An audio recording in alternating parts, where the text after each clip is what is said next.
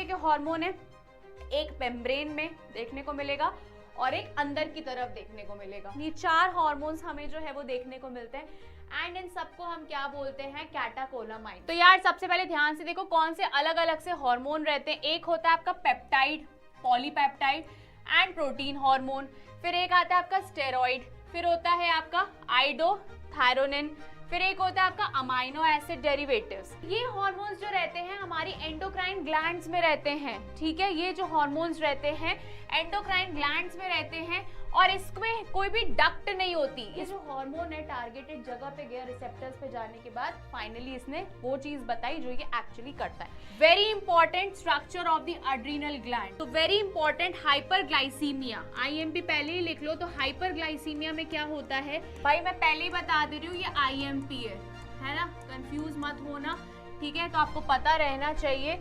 तो adrenal cortex या adrenal gland का जो स्ट्रक्चर है वो 3 लेयर्स में डिवाइडेड है। मतलब ये एंडोक्राइन भी होती है और एक्सोक्राइन भी होती है। तो हमारी बॉडी के अंदर जो ग्लूकोज लेवल है उसको मेंटेन करने के लिए कौन रिस्पॉन्सिबल होता है? Hello everyone, welcome to Next Toppers और हम यहाँ देश का भविष्य बनाते हैं। मेरा नाम है मानुश्री पचौरी और आज हम पढ़ने वाले बायोलॉजी का लास्ट चैप्टर जिसका नाम है केमिकल कोऑर्डिनेशन एंड इंटीग्रेशन।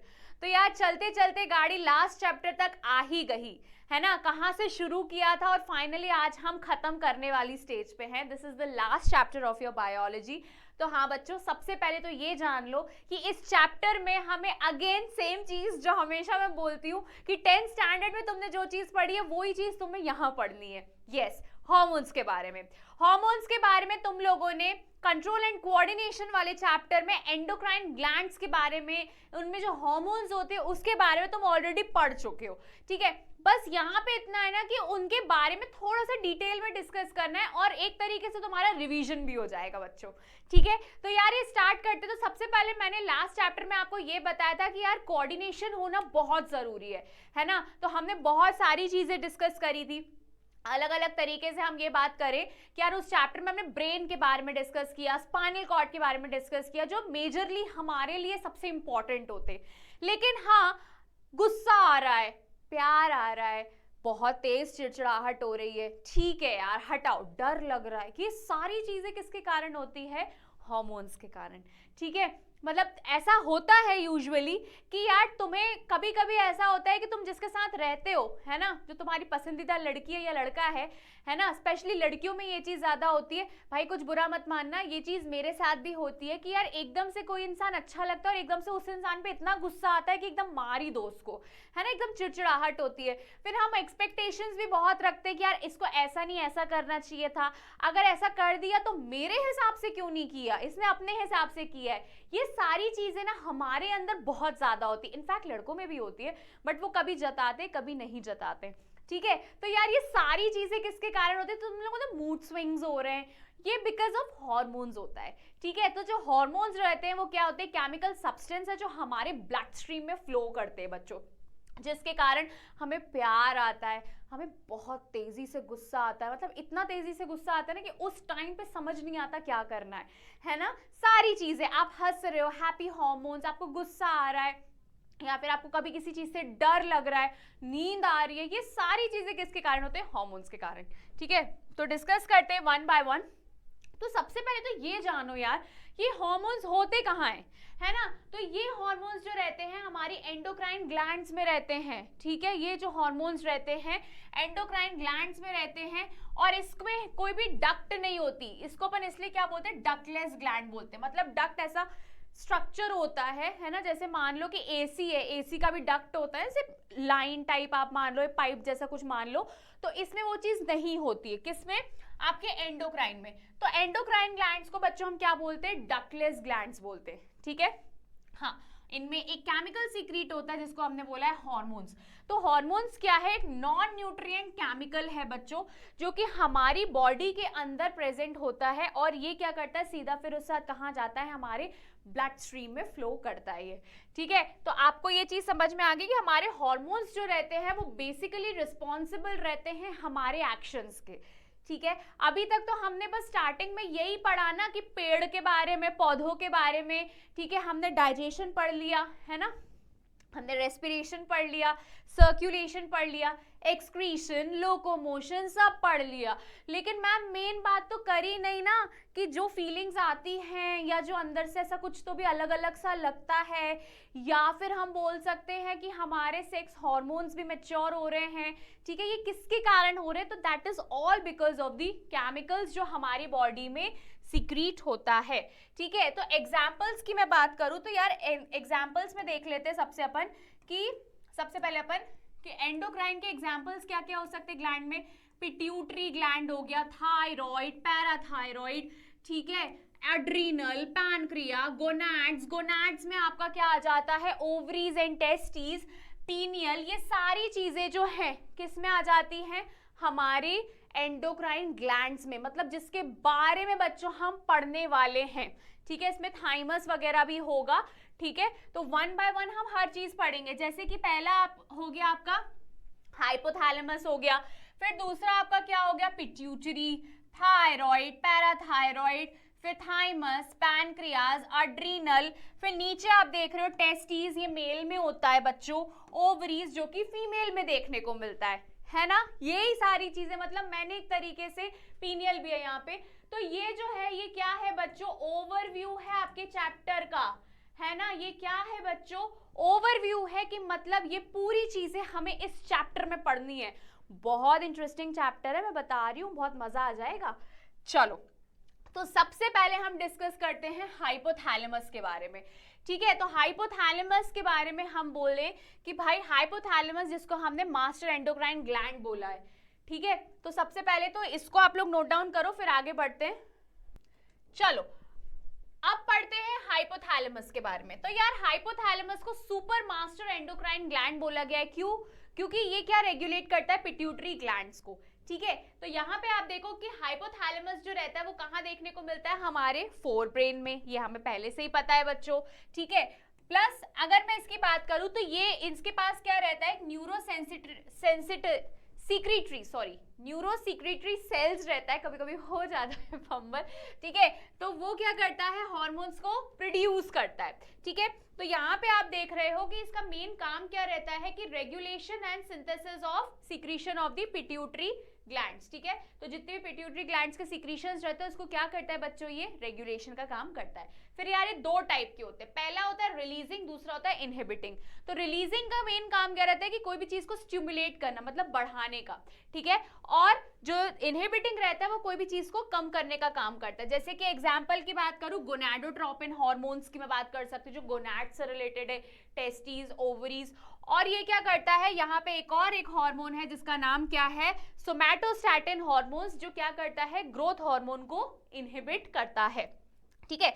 अब हम बढ़ते हैं आगे, पिट्यूटरी ग्लैंड, जिसको हम क्या बोलते हैं बच्चों, आप लोग हमेशा पढ़ते आए हो, जिसको हमने क्या बोला है, मास्टर्स ग्लैंड बोला है, जो कि एक आपको ऐसे मटर जैसा शेप का दिखेगा ब्रेन में, ठीक है। तो ब्रेन में क्या रहती है, एक आप बोल सकते हो एक स्पेस रहता है या एक कैविटी रहती है ना, जहां पे आपको ये देखने को मिलता है, और उसको अपन क्या बोलते हैं, सेला टर्सिका, ठीक है। सेला टर्सिका, जो कि एक बोनी कैविटी रहती है, जहां पे आपको बच्चों क्या देखने को मिलती है, हमारी पिट्यूटरी ग्लैंड्स देखने को मिलती है, ठीक है। तो यहाँ पे आप देखो, and is attached to the stalk, जो कि कौन सा है, stalk to the hypothalamus through a stalk. तो यहाँ पे अगर आप देखो तो एक स्टॉक रहता है यहाँ से, उससे ये अटैच रहता है।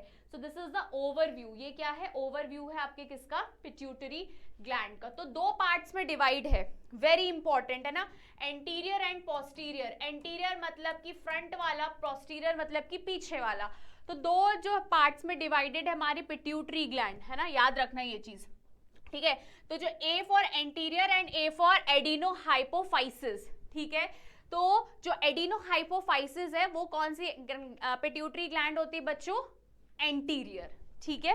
तो यहाँ पे आप देखो इसको पास डिस्टालिस, जहां पे बहुत सारे हार्मोन्स को ये क्या करता है, रेगुलेट करता है, जैसे कि हमारा ग्रोथ हार्मोन, जिसको हम जीएच के नाम से बोलते हैं, प्रोलैक्टिन हार्मोन्स, एक एक के बारे में बताऊंगी, टेंशन मत लो, मुझे भी मत देना, ठीक है।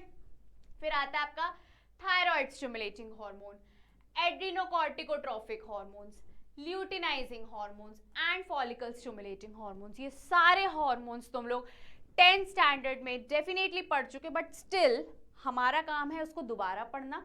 तो मैं एक टेबल के फॉर्म में तुम्हारे पास लाऊंगी वो चीज, ठीक है। फिर आता है तुम्हारा पार्स इंटरमीडिया, जो कि मेलाटोनिन स्टिमुलेटिंग हार्मोन्स हैं, ठीक है, मेलानोसाइट स्टिमुलेटिंग हार्मोन्स की हम बात कर रहे हैं। फिर नेक्स्ट एक तो था आपका एंटीरियर वाला, तो दूसरी होती है पोस्टीरियर पिट्यूटरी, जिसको हमने क्या बोला है, न्यूरोहाइपोफाइसिस।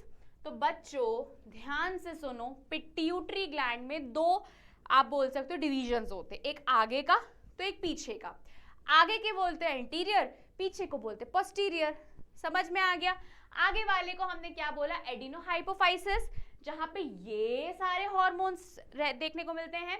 फिर आता है न्यूरोहाइपोफाइसिस, जहां पे आपको ऑक्सीटोसिन एंड वेसोप्रेसिन देखने को मिलता है। इसको नोट डाउन करो, फिर अपन आगे पढ़ेंगे टेबल, ठीक है।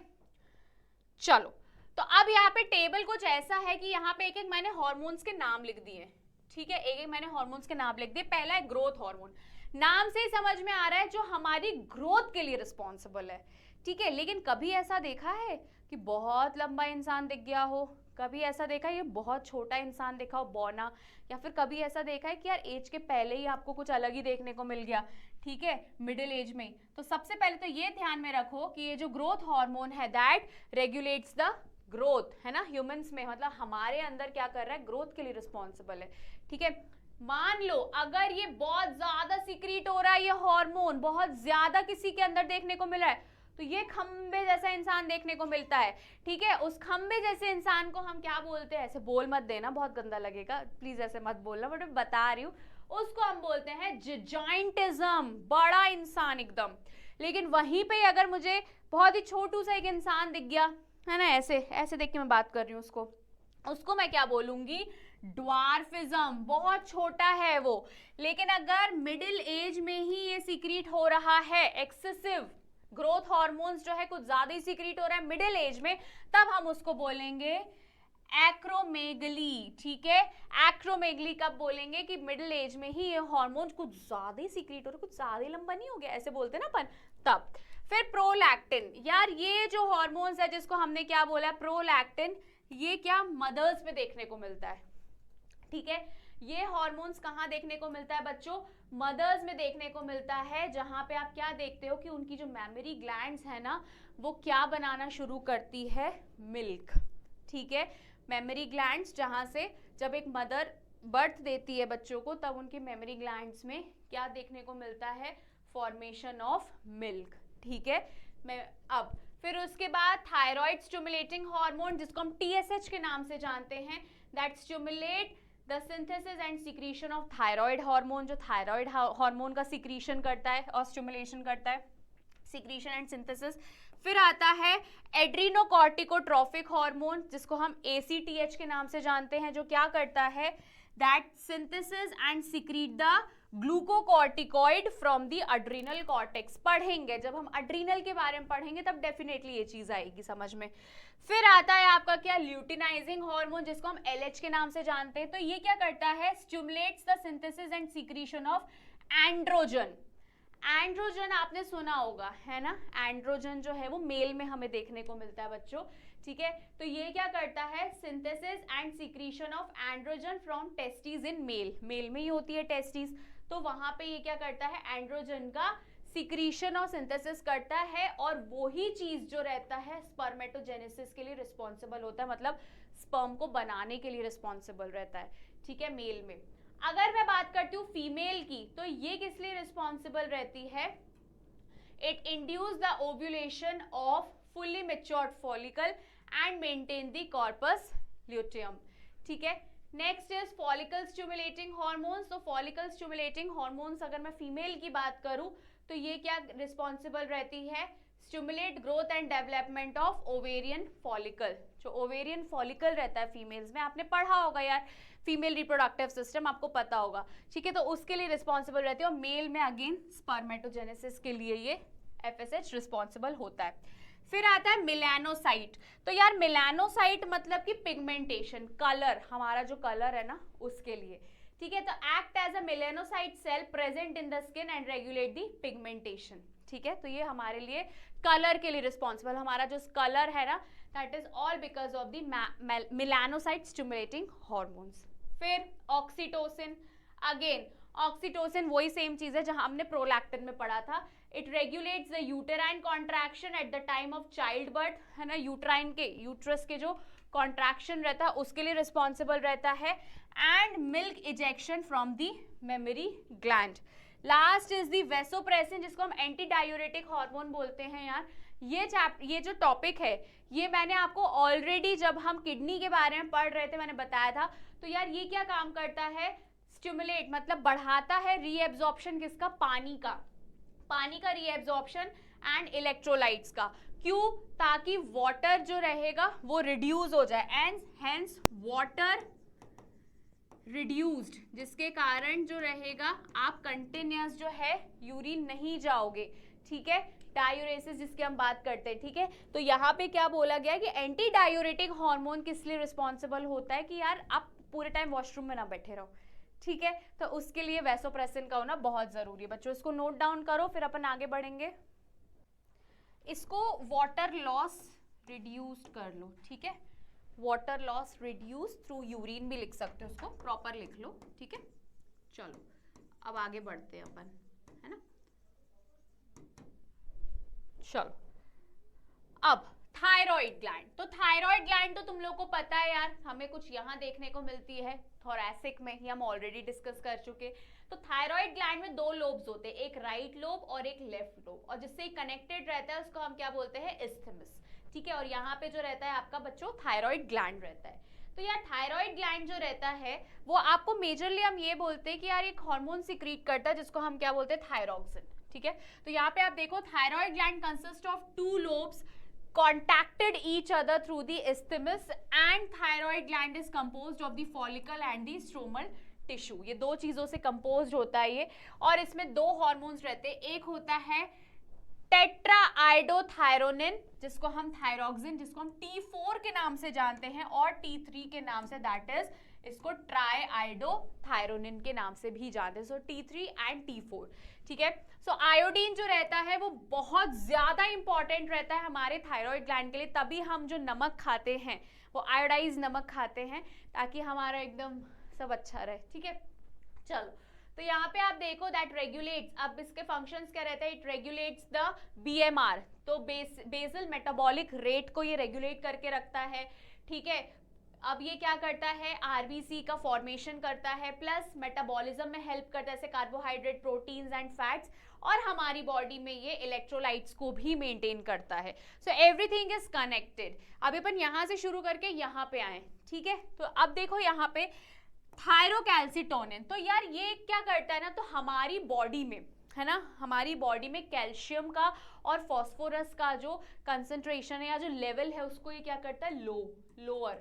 थायराइड जो रहता है वो किस लिए रिस्पॉन्सिबल क्या करता है, ये जो हार्मोन्स रहते हैं वो क्या काम करते हैं, थायरोकैल्सिटोनिन, मतलब कि ये क्या करेंगे बच्चों, हमारी बॉडी में, है ना, ब्लड कैल्शियम लेवल या फॉस्फोरस का जो लेवल है वो कम करते हैं, ठीक है। यहाँ तक समझ में आया। तो this is the diagram of thyroid. फिर आते हैं अपन यहाँ पे हम देखते हैं कि हाइपोथायरॉयडिज्म एंड हाइपरथायरॉयडिज्म क्या होता है। कभी कभी देखा होगा ना यार, कुछ लोग बोलते हैं हमें थायराइड है तो काफी मोटे दिखते हैं, और कभी कभी कोई बोलता है हमें थायराइड है तो वो पतले दिखते हैं, तो समझ नहीं आता कौन सा थायराइड है भैया इनको, ठीक है। Now let me tell you one thing, thyroid is very common, है ना, बहुत कॉमन है स्पेशली इन फीमेल्स, ठीक है। तो यार वहां पे ना सब कुछ खेल किसका होता है, मेटाबॉलिज्म का होता है, ठीक है। तो यहाँ पे देखो सबसे पहले हम डिस्कस कर रहे हैं हाइपो ओ से याद रखना, तो हाइपोथायरॉयडिज्म की बात कर रहे हैं। तो यहाँ पे आप सबसे पहले देखना बच्चों कि it is cause due to the deficiency of iodine. Iodine नहीं खाओगे डाइट में, नमक, आयोडाइज नमक नहीं खाओगे, तो सबसे पहले आपको ये हाइपोथायरॉयडिज्म होगा, जिसके कारण आपका जो थायराइड ग्लैंड है वो बढ़ जाएगा, जिसको हम क्या बोलते हैं बच्चों, गॉइटर। आपने देखा होगा किसी को एकदम फूला हुआ सा ऐसा गला दिखता है, ऐसा मतलब गर्दन पीछे हो जाती, गला, ये गर्दन ऐसे, गला आगे हो जाता है, ठीक है, तो उसको अपन क्या बोलते हैं, गॉइटर। सो अगर मैं बच्चों की बात करूं तो हमें क्या देखने को मिलता है, क्रिटिनिज्म मतलब कि बच्चे थोड़े से, उनमें आपको ग्रोथ ऊपर नीचे देखने को मिलेगी, थोड़े पागल से देखने को मिलेंगे, है ना, उनका इंटेलिजेंस लेवल आपको कम देखने को मिलेगा।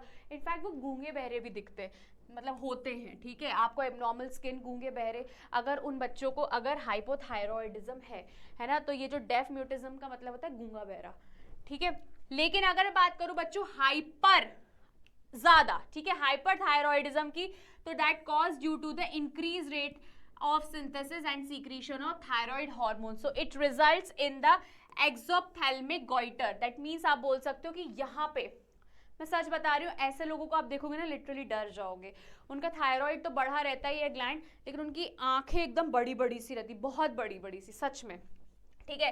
तो enlargement of the thyroid gland, protrusion of the eye ball, increase BMR, ठीक है, इनका बीएमआर बढ़ जाता है जिसके कारण इनका वेट लॉस होता है। इसमें क्या होता है, हाइपो में वेट गेन होता है, और यहाँ क्या देखने को मिलता है, वेट लॉस देखने को मिलता है, दैट्स व्हाई इसको अपन ग्रेव्स डिजीज बोलते हैं, and it is severely affects the bodies physiology, ठीक है। तो आप देखना हाइपो, ओ से याद रखना, ओ फॉर मोटा, O for goal, O for ये याद रखना वेट गेन, एंड हाइपर में क्या होता है, हाइपर में ऑब्वियसली वेट लॉस होता है, जिसके कारण मैंने बताया कि कभी आप ऐसे इमेजेस अगर आप कभी देखोगे, आपको कोई दिख जाए ना ऐसा, बहुत बड़ी बड़ी आंखें रहती हैं, ये सब सूजा हुआ तो रहता है बट वैसे दिखता नहीं है ज्यादा, पर हाँ आंखें देख के आप समझ जाओगे, ठीक है। तो फटाफट इसको नोट डाउन करो बच्चों, फिर आगे बढ़ते पैराथायरॉइडिज्म की तरफ। चलो नाउ पैराथायरॉइड ग्लैंड, तो पैराथायरॉइड ग्लैंड जस्ट इसके आसपास ही रहती है, ये थी हमारी थायरॉइड, इसके आसपास हमें क्या देखने को मिलती है, parathyroid. So the parathyroid which is situated at the back side, पीछे तरफ आपको देखने को मिलती है, that secretes the peptide hormone, जिसको हमने क्या बोला है, पैराथायरॉइड ग्लैंड। अब जैसे कि मैंने ये बताया कि यार वहां पे जब हम थायरॉइड पढ़ रहे थे तो वहां पे जो कैल्शियम लेवल था वो कम हो रहा था, लोअर कर रहे थे, लेकिन ये क्या करते हैं, उसको वो बढ़ाने की कोशिश करते हैं ताकि सारी चीजें एकदम सही रहे। तो yes, its level in the body is regulated by the circulating level of the calcium ions, ठीक है। Now parathyroid hormone is the hypercalcemic hormones that it is increase the blood calcium level by the following process। ये क्या main इसका काम ही यही रहता है कि हमारे ब्लड में बच्चों कैल्शियम का लेवल ये इंक्रीज करता है, ठीक है। Now stimulating the process of bone resorption, stimulating reabsorption of calcium ions, ठीक है, by the renal tubules, and increase the calcium absorption from the digested food। तो ये अलग अलग तरीके से, मतलब कहीं से भी करेगा, लेकिन ये करेगा जरूर बच्चों, चाहे वो आप देख लो बोन्स के साइड से, चाहे आप देख लो रीनल के साइड से, चाहे वो कैल्शियम आयंस जो रहता है absorption from the digested food से, तो कहीं ना कहीं से क्या करेगा, ओवरऑल ये हमारे कैल्शियम लेवल को ये इंक्रीज करने में हेल्प करता है। So it plays major role in maintaining the calcium balance in the body. Very important, आपसे पूछा जा सकता है, क्योंकि यार वहां पे जब मैं आपको पढ़ा रही थी इस जगह पे, तब मैंने आपको बोला था कि यार ये जो है थायरोकैल्सिटोनिन है, thyrocalcitonin is basically for the lowering of calcium level. And yes, यहाँ पे अगर हम बात कर रहे हैं पैराथायरॉइडिज्म की, तो यार ये क्या कर रहा है, कैल्शियम लेवल को बच्चों इंक्रीज कर रहा है, जो कि हमारे लिए बहुत इंपॉर्टेंट है, ठीक है, वरना हमारे अंदर शक्ति नहीं बचेगी, बोन्स उतनी सही रहेगी नहीं, हमारी हड्डियां चरमरा जाएंगी, ठीक है। चलो इसको लिखो फटाफट। Okay, now next is pineal gland. तो यार पीनियल ग्लैंड में अगर बात करूं तो पीनियल ग्लैंड एक ऐसी ग्लैंड है जो कौन सा हार्मोन सिक्रीट करती है बच्चों, मेलाटोनिन। जो हमारी जो स्लीप साइकिल रहती है उसको ये क्या करती है बच्चों, रेगुलेट करती है, जिसको हम क्या बोलते हैं, 24 hours rhythm in the body, ठीक है। तो हमारी जो स्लीप साइकिल होती है उसको रेगुलेशन के लिए रिस्पॉन्सिबल हमारे पास कौन सी ग्लैंड होती है, पीनियल ग्लैंड, जो कहाँ देखने को मिलती है, dorsal side of the fore brain. हमारा जो फोर ब्रेन जो मैं आपको ऑलरेडी पढ़ा चुकी हूँ पिछले लेक्चर में, उसके डॉर्सल साइड में आपको क्या देखने को मिलेगा बच्चों, पीनियल ग्लैंड। इसके अलावा भी बहुत सारी चीज़ों के लिए रिस्पॉन्सिबल होती है, जैसे कि बॉडी का temperature, sleep waking walking cycle हो गया, या फिर आप कंट्रोलिंग मेटाबॉलिज्म के लिए भी रिस्पॉन्सिबल रहती है, पिगमेंटेशन, मेंस्ट्रुअल साइकिल, फीमेल में जो एमसीज या मेंस्ट्रुअल साइकिल या पीरियड्स जो हम बोलते हैं उसके लिए रिस्पॉन्सिबल रहती है, एंड डिफेंस कैपेबिलिटी भी इसमें होती है, ठीक है। तो आप ये समझो यार, एक मेलाटोनिन हार्मोन ये सारी चीजों के लिए रिस्पॉन्सिबल है।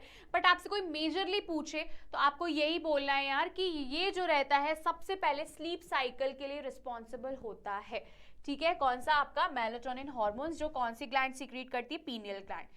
फिर आता है आपका थाइमस। थाइमस जो रहता है क्या है, ये एक पेप्टाइड हार्मोन्स है। यार 2 बार आ गया पेप्टाइड हार्मोन। पेप्टाइड मतलब क्या होता है, peptide hormone these are the small chain of amino acid, small chain of amino acid, इसलिए अपन इसको पेप्टाइड बोलते हैं, ठीक है, याद रखना ये। तो ये कौन सा हार्मोन सीक्रेट करती है बच्चों, थाइमोसिन। थाइमोसिन जो हार्मोन है ये सीक्रेट करता है, और ये सबसे ज्यादा मेजरली रोल प्ले करता है हमारा थाइमोसिन इम्यून सिस्टम या इम्यूनिटी के लिए। देखो छोटी छोटी चीज है वो याद रखना। पहले मैंने आपको पीनियल बताया, वो किस लिए रिस्पॉन्सिबल है, स्लीप साइकिल के लिए रिस्पॉन्सिबल है। फिर आ रहा है आपका कौन सा, थाइमस, जो thymosin, thy for thymus, Thai curry नहीं है ना, थाईलैंड नहीं, थाइमस, ठीक है, थाइमोसिन, ठीक है। और ये किस लिए रिस्पॉन्सिबल रहता है, इम्यून सिस्टम के लिए, ठीक है। तो तुम्हारे अंदर जो इम्यून सिस्टम के लिए रिस्पॉन्सिबल जो ग्लैंड्स रहती है, ठीक है, वो थाइमस है, एंड उसमें कौन सा हार्मोन है, थाइमोसिन। तो it provide the cell mediated immunity. वैसे इसको टेंशन मत लो, अपन 12th स्टैंडर्ड में पढ़ेंगे, बिल्कुल टेंशन लेने वाली बात नहीं। अभी हम वो पढ़ेंगे जो हमारे काम का है, ठीक है। That means through the differentiated of the T lymphocyte and humoral immunity through the production of antibodies. Antibodies का मेन काम ही क्या रहता है, जो बाहर से आया है पैथोजन, उससे लड़ने का काम है ना, है ना, समझ रहे हो ना। एंटीबॉडीज मतलब क्या, एंटीबॉडीज मतलब हमारी बॉडी में इम्यूनिटी है, अब कोई आ जाए बेटा बाहर से, आ जाए लड़ लेंगे, ठीक है, वैसी वाली कहानी है, ठीक है। तो इसको लिखो तुम लोग थाइमस, एंड ये थाइमस में तुम लोग डायग्राम देख रहे हो, दिस इज द थाइमस जो तुम लोग ध्यान से देख रहे हो, है ना। यहाँ पे आपका क्या है, ट्रैकिया है, ये थायराइड है, मतलब इसके नीचे ही तरफ आपको क्या देखने को मिलेगी, ऐसी थाइमस ग्लैंड देखने को मिलेगी, ठीक है। छोटी सी है, काफी छोटी, ज्यादा बड़ी नहीं होती है, ठीक है। जल्दी इसको लिखो फटाक से, फिर आगे बढ़ते हैं। चलो, तो अब हम आगे बढ़ते हैं हमारी एड्रिनल ग्लैंड्स पे। तो यार एड्रिनल ग्लैंड्स वो ग्लैंड्स होती है जो हमारी किडनी के ऊपर की तरफ देखने को मिलती है। वैसे तो हमने पढ़ा है कि यार 2 किडनी होती है, 2 किडनी के जस्ट ऊपर तरफ आपको ऐसा ट्राइंगुलर शेप देखने को मिलेगा। इसको अपन ने क्या बोला है बच्चों, एड्रिनल ग्लैंड बोला है, ठीक है।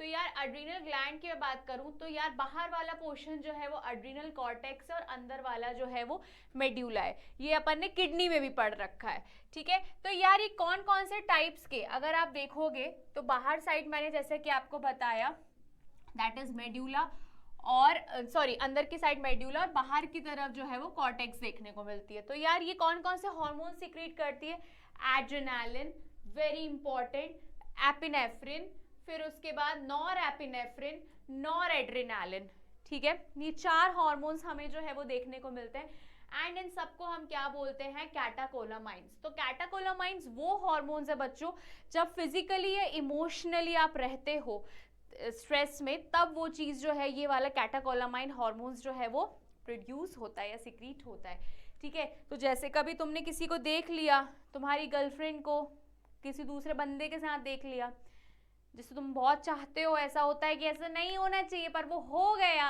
तो उस टाइम पे बहुत कुछ जो है ये वाला हार्मोन्स जो है वो रिलीज होता है, जिसके कारण तुम्हारे गूज बम्स, ऐसे बाल खड़े हो जाएंगे, डर लगेगा, स्ट्रेस में आ जाओगे। उस टाइम पे ये वाला एड्रिनल जो एड्रिनल ग्लैंड है वो उसमें एड्रेनालिन हार्मोन्स जो है वो निकलते हुए नजर आएंगे। So these are secreted responsible to stress और इमरजेंसी सिचुएशन। कभी ऐसी होता है कि मान लो तुम्हारे पीछे कुत्ता पड़ गया, तो कुत्ता पड़ गया तो तुम दौड़ोगे ना, इमरजेंसी सिचुएशन है ना। या फिर तुम्हें गुस्सा आ रहा है, तुम्हें बहुत तेज गुस्सा आ रहा है, तुम सामने वाले को एकदम मारने के लिए दौड़ रहे हो, इमरजेंसी वाली सिचुएशन आ गई, तब भी ये वाला जो है हार्मोन्स जो है वो सीक्रेट होता हुआ नजर आएगा। So yes, they are called the emergency hormones और द हार्मोन्स ऑफ फाइट या फिर फ्लाइट। ये हम ऑलरेडी पढ़ चुके हैं, ठीक है, पिछले चैप्टर में। Now role of these hormones क्या है, इंक्रीज अलर्टनेस, अलर्टनेस इंक्रीज करता है, ठीक है। जितनी भी अलर्टनेस रहेगी वो सही रहेगी तुम्हारे लिए भी, सामने वाले के लिए भी। प्यूपिलरी डायलेशन, है ना, पोलियो इरेक्शन, सो पीलो इरेक्शन वही जो मैंने गूज बम्स बताया ना, ऐसे खड़े हो जाते, जो तुम देखना नहीं चाहते थे या तुमने कभी सोचा नहीं होगा जैसा एग्जैक्टली कभी वैसा हो जाता है, तब ये ऐसे गूज बम्स जो है वो खड़े हो जाते हैं। या फिर कभी तुमने कोई गाना सुन लिया, है ना, जैसे कि हनुमान चालीसा सुन ली तुमने, एकदम बेहतरीन जय श्री राम के गाने सुन लिए, मजा आ जाता है बिल्कुल, तब उस टाइम पे ये खड़े हो जाते हैं बाल, ठीक है। Now sweating increase heartbeat, strength of the heart contraction, rate of respiration, सब सारी चीजें जो है वो हमें बढ़ती हुई नजर आती है। भाई गर्लफ्रेंड किसी और के साथ जाती हुई नजर आ रही है, ब्रेकअप होता हुआ ऐसे सामने से देख रही हो, तुम्हारा ब्रेकअप होने वाला है, तो ये सारी चीजें होगी, ठीक है। या फिर बॉयफ्रेंड भी ऐसा करते हैं, गर्लफ्रेंड अकेला नहीं करती है, बॉयफ्रेंड्स भी ऐसा करते हैं, समझे। ऐसा हमेशा लड़कियों पे ब्लेम नहीं डालना चाहिए, लड़के भी निकल जाते हैं तेज खिलाड़ी। Now they also stimulate breakdown of the glycogen that increase the glucose concentration in the blood, ठीक है। तो ये क्या काम करते हैं, ये जो हॉर्मोन्स रहते हैं ये ग्लाइकोजन के लिए भी रिस्पॉन्सिबल रहते हैं, दैट मीन्स ये जो ग्लूकोज का कंसंट्रेशन इंक्रीज कर देते हैं, इनफैक्ट लिपिड और प्रोटीन का भी कंसंट्रेशन ये इंक्रीज कर देते हैं। Very important structure of the adrenal gland, है ना। तो वहां पे हमने क्या पढ़ा है, किसके बारे में, एड्रीनल ग्लैंड के बारे में पढ़ा है। तो वहां पे 3 लेयर्स होती हैं, so they are divided into 3 layers. पहला होता है जोना रेटिकुलरिस जो इनर लेयर होती है, फिर जोना फेसिक्यूलेट जो मिडिल लेयर होती है, एंड ग्लोमेरुलोसा जो आउटर लेयर होती है।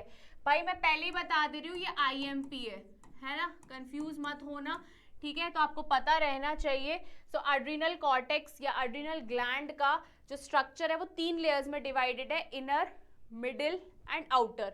सो इनर वाले की अगर हम बात कर रहे हो उसको जोना रेटिकुलरिस बोलते हैं, फिर मिडिल की फेसिक्यूलेट बोलते हैं, एंड लास्ट वालों को ग्लोमेरुलोसा भी बोलते हैं, ठीक है। So adrenal cortex secrete many hormones commonly known as corticoids, ठीक है।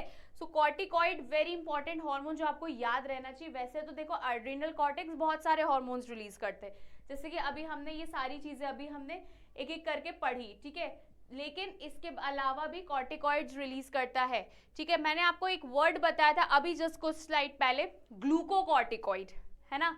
तो ग्लूकोकॉर्टिकॉइड क्या होता है, जब कार्बोहाइड्रेट का मेटाबॉलिज्म देखने को मिलता है तब हम उस कॉर्टिकॉइड को ग्लूकोकॉर्टिकॉइड बोलते हैं। अगर वो कॉर्टिकॉइड, यही कॉर्टिकॉइड स्टिमुलेट या रेगुलेट करता है हमारी बॉडी में वाटर और इलेक्ट्रोलाइट्स का बैलेंस, तो उसको हम क्या बोलते हैं, मिनरलोकॉर्टिकॉइड्स, ठीक है। इसके अलावा भी कॉर्टिकॉइड्स जो रहता है, स्मॉल अमाउंट ऑफ एंड्रोजन जो रहता है, एंड्रोजेनिक स्टेरॉइड रिलीज करता है, जो कि किस लिए रिस्पॉन्सिबल रहता है, फेशियल हेयर। लड़कियों को कभी कभी क्या होता है ना, चेहरे पे बाल आ जाते प्यूबर्टी के टाइम पे, होता है, बिल्कुल छुपाने की जरूरत नहीं, सबको पता है, ठीक है। ऐसा होता है कभी कभी, हमेशा नहीं होता। मालूम पड़ा अपनी गर्लफ्रेंड के जाके देखने लगा, दिखा तेरे बाल है क्या, ऐसे मत करने लगना, ठीक है। एंड प्यूबिक हेयर्स, ठीक है, प्यूबिक हेयर्स के लिए भी ये रिस्पॉन्सिबल होता है। मत करना ऐसे, वरना सच बता रही हूँ बहुत मार खाओगे लड़कियों से, ठीक है। चलो फटाफट इसको नोट डाउन करो, फिर आगे बढ़ते हैं अपन। चलो अब बढ़ते हैं आगे पैनक्रियास की तरफ। तो पैनक्रियास बच्चों एक ऐसी ग्लैंड है जो मिक्स ग्लैंड कहलाती है, मतलब ये एंडोक्राइन भी होती है और एक्सोक्राइन भी होती है। सो दैट्स व्हाई अपन इसको क्या बोलते हैं, मिक्स्ड ग्लैंड, ठीक है। इसको अपन क्या बोलते हैं, मिक्स ग्लैंड, क्योंकि ये एंडोक्राइन भी होती है और ये एक्सोक्राइन भी होती है। सो यार इस ग्लैंड के बारे में बात करूं, the exocrine part consist of islets of Langerhans which contain 2 cells, एक अल्फा और एक बीटा। तो यहाँ पे आपको 2 सेल्स देखने को मिलेंगे, एक अल्फा सेल्स और एक beta cells. Alpha cells basically glucagon secrete करती है और बीटा सेल्स इंसुलिन। बच्चों इंपॉर्टेंट है, पता रहना चाहिए, वेरी IMP लिख रही हूँ, बहुत बेसिक सी चीज है यार, जो आप ऑलरेडी पढ़ चुके हो वही सेम चीज अपन रिपीट पढ़ रहे हैं, ठीक है। तो ग्लूकागॉन की बात करूं तो ये भी एक कैसा है, पेप्टाइड हार्मोन है that plays an important role in maintaining the normal blood glucose level. तो हमारी बॉडी के अंदर जो ग्लूकोज लेवल है उसको मेंटेन करने के लिए कौन रिस्पॉन्सिबल होता है, ग्लूकागॉन। लेकिन अगर ये बढ़ जाता है तब क्या होता है वो देखते हैं। So it stimulates the gluconeogenesis and glycogenolysis by acting on the liver cells and thereby increasing the blood sugar level, ठीक है। अगर ये दोनों चीजें स्टिमुलेट करते हैं जिसके कारण क्या होता है, शुगर लेवल हमारे ब्लड में इंक्रीज हो जाता है, ठीक है। It reduces the cellular glucose uptake and its utilisation. So very important, hyperglycaemia, IMP पहले ही लिख लो। तो हाइपरग्लाइसीमिया में क्या होता है, ग्लूकोज का लेवल हमारे ब्लड में बढ़ जाता है, जिसके कारण क्या होती है बच्चों, डायबिटीज देखने को मिलती है, ठीक है। So hyperglycaemia leads to the diabetes mellitus characterised by the loss of glucose, ठीक है, loss of glucose in urine and the formation of the ketone bodies. ठीक है, तो यहाँ पे क्या होता है डायबिटीज में, है ना, हाइपरग्लाइसीमिया की मैं बात करूँ तो यहाँ पे शुगर लेवल बढ़ जाता है, जिसके कारण यूरिन के थ्रू जो है वो ग्लूकोज जाता हुआ नजर आता है and the formation of ketone bodies, ketone bodies का फॉर्मेशन देखने को मिलता है। कीटोन्स आप केमिस्ट्री में पढ़ चुके होगे। ठीक है, नाउ इंसुलिन की मैं बात करूं जिसको अपन हाइपोग्लाइसेमिक हार्मोन बोलते हैं, इज अगेन पेप्टाइड। ये क्या है बच्चों, अगेन पेप्टाइड हार्मोन है and it stimulate the glycogenesis by acting on the liver and adipose cell. Adipose cell मतलब कि हमारे कौन से सेल, फैट सेल्स की बात करी गई है। और ये क्या एनहांसमेंट करते हैं बच्चों, it enhances the cellular glucose and uptake, cellular glucose uptake and its utilization. ठीक है, तो यार इंसुलिन की जब कमी हो जाती है तब क्या किया जाता है, इंसुलिन के इंजेक्शंस दिए जाते हैं। ठीक है, तो ये क्या करता है, उसको ब्लड ग्लूकोज लेवल को लोअर करने की कोशिश करता है, और ये जो रहता है उसको, ये हाइपरग्लाइसीमिया उसको इंक्रीज करता है ग्लूकोज लेवल को। ठीक है, एंड ग्लूकागॉन क्या करता है, मेन काम क्या रहता है ग्लूकागॉन का, कि वो बॉडी में जो शुगर लेवल है मेंटेन रहे, लेकिन बढ़ना कम होना is a sign of diabetes. ठीक है, इसको नोट डाउन करो, फिर आगे बढ़ते हैं। Okay, next is the testes. यार टेस्टीज हमें कहाँ देखने को मिलती है, मेल में, जो गोनाड ऑर्गन्स है ना, गोनाड्स, गोनाड्स मतलब कि जो रिप्रोडक्टिव ऑर्गन्स होते हैं उसको बोला गया है। So testes act as both sex organ and an endocrine gland. It consists of the seminiferous tubules and the stromal or interstitial tissue. Leydig cells, ठीक है, produced a group of hormones जिसको हम एंड्रोजन बोलते हैं। Very important. सी, इस chapter का मतलब इस टॉपिक का जो डिटेलिंग है वो आपके 12th स्टैंडर्ड में, मतलब जैसे ही आप एंटर करोगे तो सबसे पहला चैप्टर ही रिप्रोडक्शन है। ठीक है, तो सबसे पहले तो आपको ये पता होगा कि लेडिक सेल्स, सेमिनिफेरस ट्यूब्यूल्स क्या होता है। ठीक है, तो यहाँ पे अगर आप ध्यान से देखो तो यार ये जो मैं डायग्राम लेके आई हूँ, यहाँ पे जो है आपको क्या देखने को मिला, टेस्टिकल्स, जिसको अपन क्या बोलते हैं, टेस्टीज बोलते हैं। ठीक है, फिर उसके बाद सेमिनिफेरस, सेमिनल वसाइकल्स है, यूरेथ्रा है, प्रोस्टेट ग्लैंड्स है, ये सारी चीजें दी गई है। बट हाँ, हमें इतना डिटेल में नहीं जाना है क्योंकि यार इसका पर्टिकुलर एक चैप्टर है।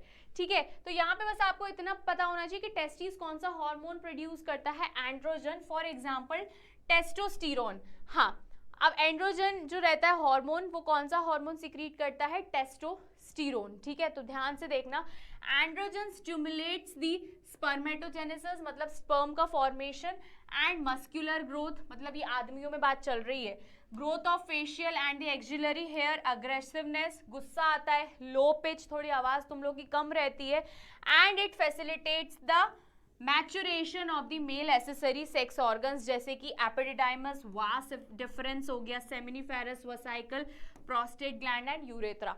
तो ये सारे के सारे जितने भी पार्ट्स है, जब आप मेल रिप्रोडक्टिव ऑर्गन को देखोगे ये सब पता होगा, वास डिफरेंस क्या होता है, फिर उसके बाद आपका epididymis, prostate gland, seminiferous vesicle, seminal vesicles, urethra, ये सारी चीजों को क्या करता है, मैच्योर करने में हेल्प करता है। ठीक है, तो यहाँ पे आपको पता है एंड्रोजन एंड टेस्टोस्टेरोन, ये दो हार्मोन्स जो है प्रोड्यूस होता है टेस्टिस में। ठीक है बच्चों, ध्यान से समझना, सेक्स हार्मोन्स की अगर हम बात करते हैं तो यहाँ पे सबसे पहले आपको टेस्टोस्टेरोन एंड एंड्रोजन दिमाग में आना चाहिए। Next is your ovary. तो यार ओवरी की अगर मैं बात करूं तो ओवरी में फीमेल में ईस्ट्रोजन एंड प्रोजेस्टेरोन, ये दो हार्मोन्स देखने को मिलते हैं। ये ओवरी यहाँ पे आपको देखने को मिल रही है, कुछ रिप्रोडक्टिव पार्ट, आप रिप्रोडक्टिव सिस्टम आप ऑलरेडी पढ़ के आ चुके होंगे। तो यहाँ पे एंड्रोजन है ना, estrogen synthesize and secreted by the ovarian follicle which produce wide range of functions. कौन कौन सा, again growth and development of female secondary sex organs. ठीक है, जो सेकेंडरी सेक्स ऑर्गन्स रहते हैं जैसे कि ब्रेस्ट का इंक्रीज होना, ठीक है, आवाज, ये सारी चीजों को कौन स्टिमुलेट करता है, ये वाला और ईस्ट्रोजन हार्मोन्स। ठीक है, maturation of ovarian follicle and the appearance of the female secondary sex organs जो रहता है, सारी चीजें, इनफैक्ट मैंने आपको बताया मैमरी ग्लैंड्स भी इंक्रीज करता है, ये कौन सा, ईस्ट्रोजन हार्मोन्स। लेकिन अगर मैं बात करूं P फॉर प्रोजेस्टेरोन, ठीक है, और P फॉर प्रेगनेंसी, ऐसे याद रखना, फीमेल में ध्यान से सुनो, फीमेल में अगर मैं बात करूँ ओवरीज की, तो ओवरीज में अगर हम बात करो फीमेल में 2 हार्मोन्स प्रोड्यूस होते हैं, एक होता है ईस्ट्रोजन और एक होता है प्रोजेस्टेरोन।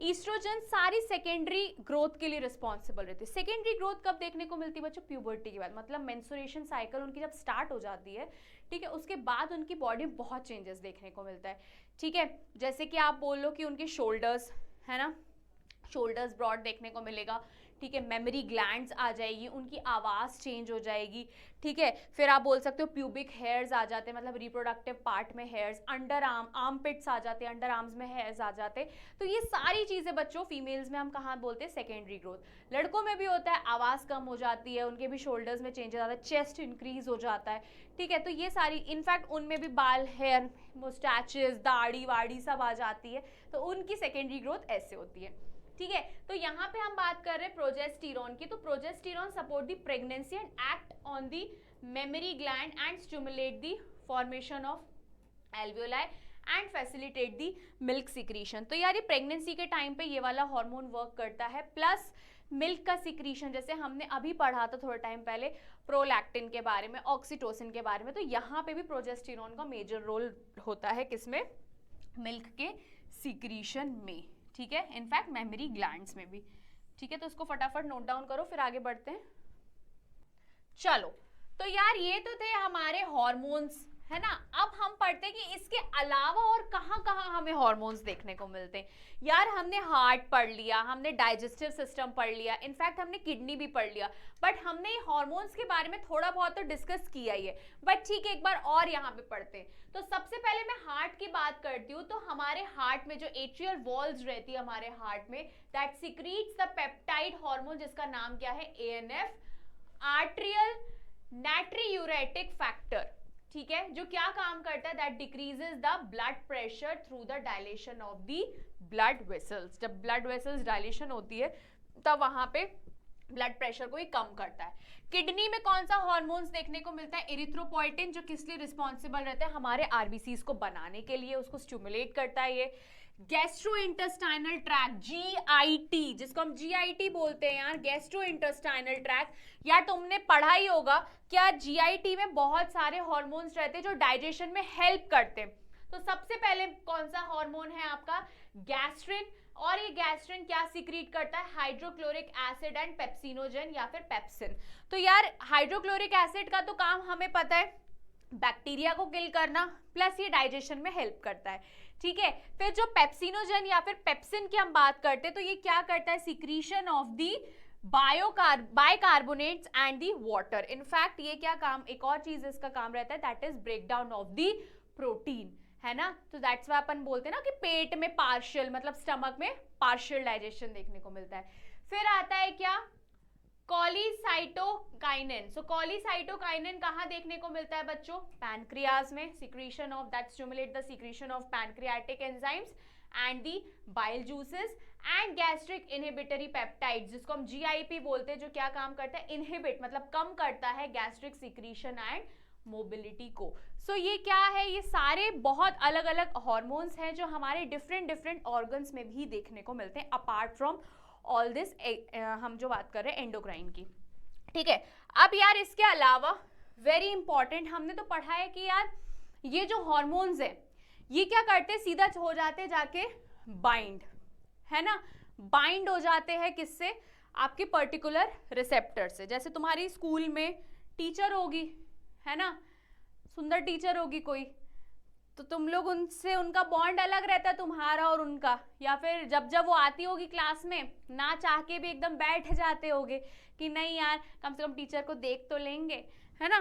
पता है ना, जो टीचर एकदम तुम्हारी लैंग्वेज में जहर लगती है ना, उनके साथ अब तुम लोग का अलग ही रहता है कि यार ये टीचर आई है, बस 2 मिनट खड़े होके मैम को देख लेते, है ना, वो वाली कहानी है। तो यार यहाँ पे भी अगर देखो, जो हार्मोन्स रहते हैं ये एक स्पेसिफिक प्रोटीन या फिर रिसेप्टर से जाके बाइंड कर लेते हैं, ठीक है, और अपना इफेक्ट बच्चों शो करते। तो यार 2 तरीके के आप देखना, सबसे पहले तो 2 तरीके का हमें रिसेप्टर्स देखने को मिलता है। पहला मेम्ब्रेन बाउंड रिसेप्टर, जहां पे हार्मोन्स जो रहते हैं वो कहाँ देखने को मिलते हैं आपको?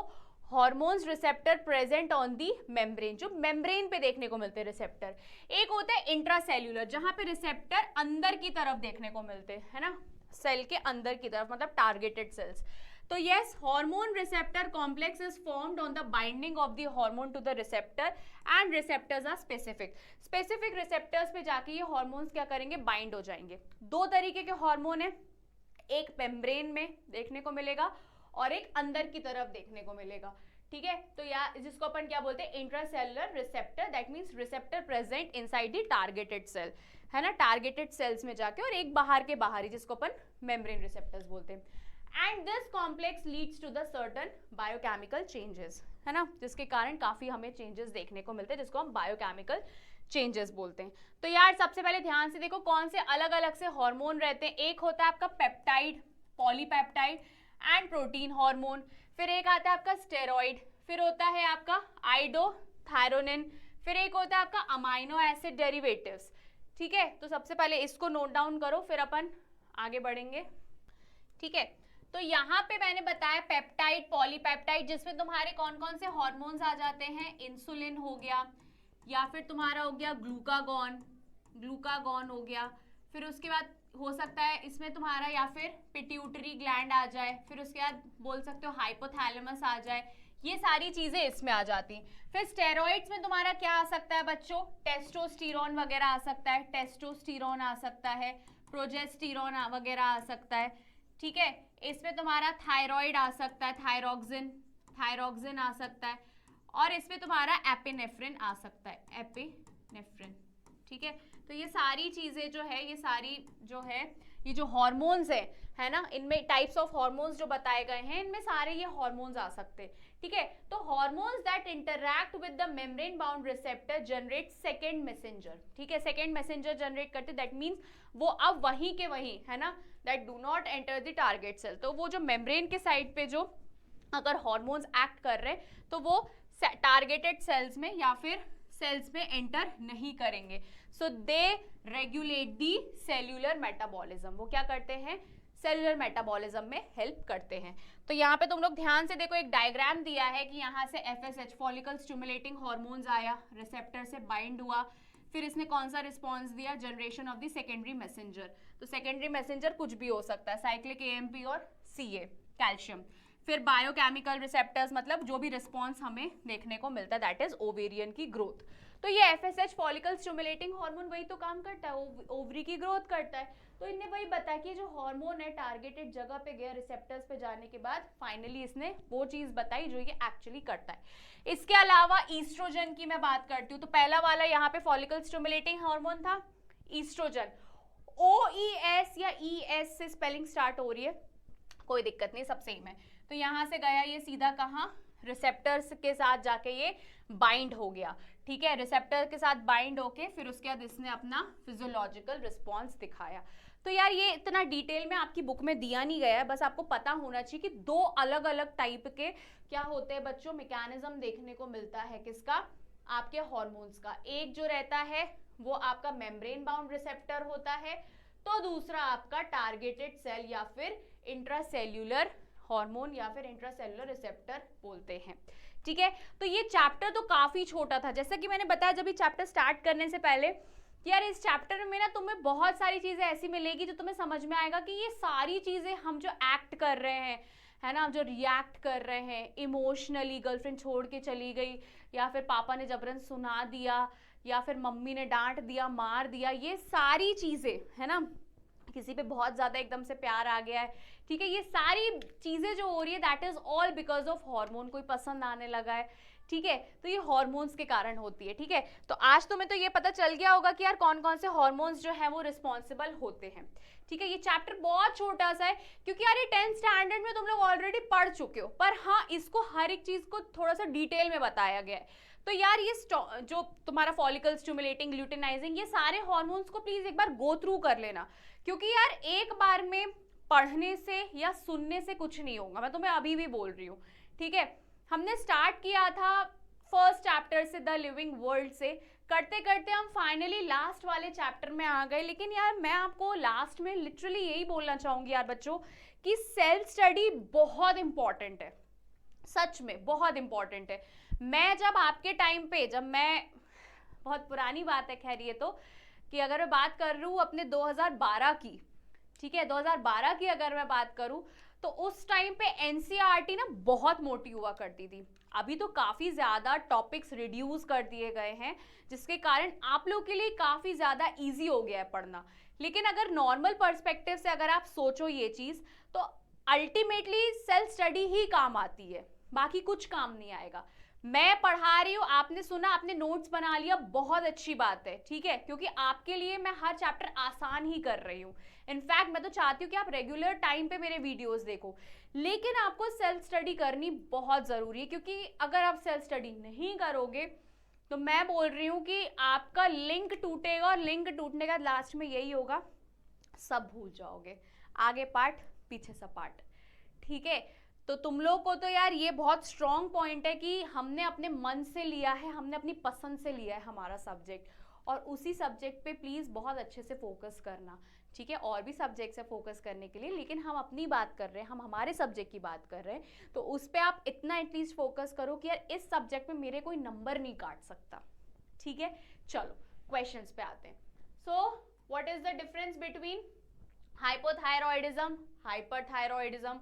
ऑलरेडी बता चुकी हूँ मैं यार कि हाइपो में क्या हो जाता है, ओ गोल गेन हो जाता है, हाइपर में पतला हो जाता है इंसान, ठीक है।